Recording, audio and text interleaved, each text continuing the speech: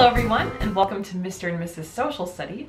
My name is Sarah, and today we're going to talk about the best resources that are free for your social studies classroom. These resources are especially applicable at the secondary level, so middle school to high school, but some of these can definitely be used with younger grade levels as well.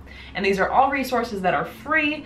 You could get a paid version of some of them, but I personally have just used the free versions and have gotten immense value. So let's get into it. I'll put links below to all of the different sites that I mentioned today, but I'll just kind of give you a brief description. So first up, Newsela or Newsela. What is so phenomenal about this site is that there's a couple different parts to it. They have a lot of texts available, and these texts can be modified to different grade levels so easily, and it still looks like students get the same article, which is really cool. So you can differentiate for different reading levels. And these topics not only cover current news stories, and they choose really exciting and engaging topics, but also one thing that they've really fleshed out this last year is including primary sources and other historical documents. I've been incredibly impressed by the documents that they have, and feel like, especially as the year has gone on, I can really find most of what I want, especially for teaching US history. So I would encourage you to check them out if you haven't yet. They do have a pro version which your school might purchase. My school that I taught at previously did not have that, but even without the pro version, you're still able to access any of the articles, choose the reading levels that you want each article to be, and there's even quizzes at the end that can help with developing critical thinking skills and help preparing students for PARCC testing. So I have found Newsela or Newsela, I actually don't know what the correct pronunciation is, but I have found it to be incredibly helpful. So that would be my top recommendation. Also, what's really helpful is SHEG, or Stanford History Education Group.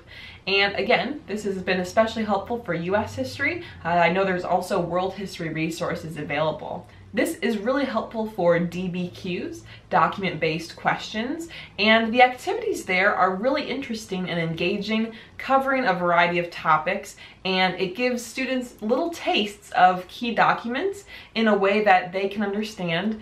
It includes a variety of different primary sources, and I have really used it to enrich a lot of my lessons. My next favorite site to use is icivics. Icivics is phenomenal if you're teaching civics or like the Constitution, US government, and the games are really good. The first night I went on to try it out, I heard they had an amendment game called Do I Have a Right?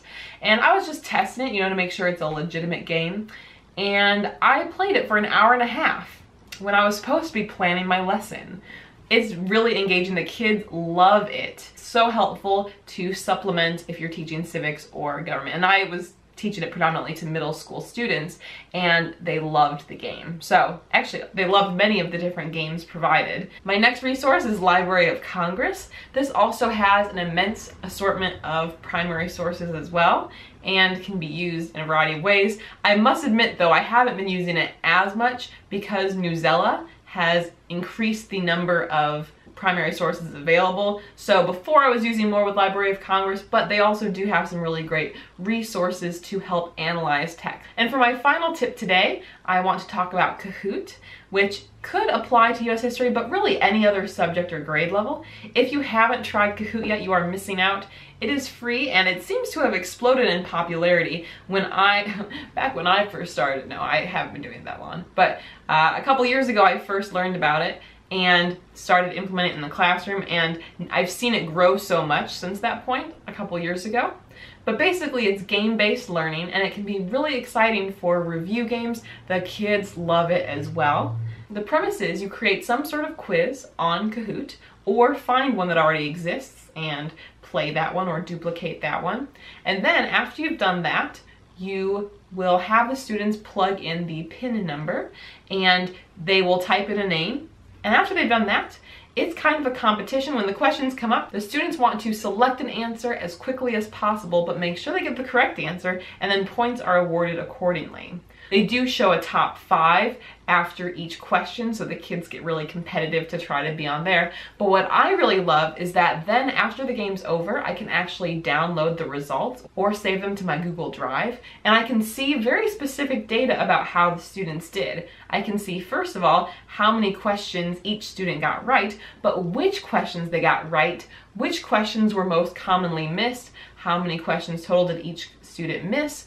I can have all that data, and so it can be really great for formative assessment in a fun way, and you don't have to calculate the results yourself. There have been more recent models of it that have come out, like multiplayer. I haven't gotten into those yet, so I can't speak on those personally, but again, another really awesome resource. So there you guys go. Those were my 5 top resources for a US history classroom, but as I'm sure you could see, some of these could be used by other different content areas as well. If you guys enjoy social studies or just general teaching related content, we'd love to have you here as subscribers on the channel, and you can check out all the links I talked about in the description field below. So thank you so much for watching, and we'll see you in the next video. Bye!